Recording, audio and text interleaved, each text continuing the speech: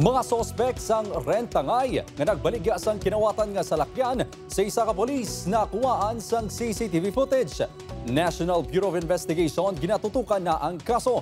Si John Sala nakatutok live sa opisina sang NBI Region 6. John?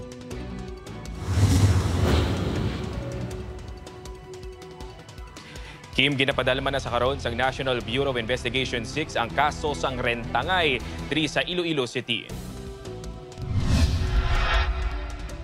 Peke man ang mga ID cards kag papeles sa ginhatag sa iya pang nakakuha sang kopya sang CCTV footage ang tag-iya sang rent-a-car services nga si Christine Poneles sa di nakuha ng mga ginatulo sospek nga nagrentangay o kung renta sang iya salakyan kag ginbaligya. Sa ini nga video makita na ginatulo magkagug mga sospek nga nagapasulod sa elevator sang isa ka hotel nga ginatudlo ginistaran sang mga ini sang yara sila sa syudad sang Iloilo. Manumduman niya ginbaligya sa mga ini ang salakyan nga ginrentahan nila sa isa ka police personnel nga assigned sa Molo Police Station. Nagdangop ng tag-iya sang salakyan kag ang pulis nga nagbakal sang salakyan sa National Bureau of Investigation 6. We're confirming that the case right now is being handled by NBI Webro. In cases such as this, if the need arises, we coordinate with our offices in Manila or in other provinces if we will conduct investigations in the area. Kinakantuan ginamon, no?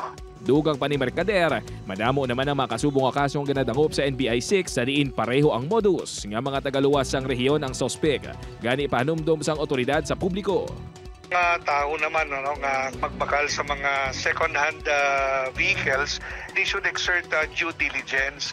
I-verify gid nila o iusisaon gid mayo nila ang mga documents para hindi sila ma-scam. Kim, kung makitaan sang salabton ang duwa ka mga sospek, posible nga pasakaan sila sa ang kaso nga falsification of public documents, karnaping kag estafa.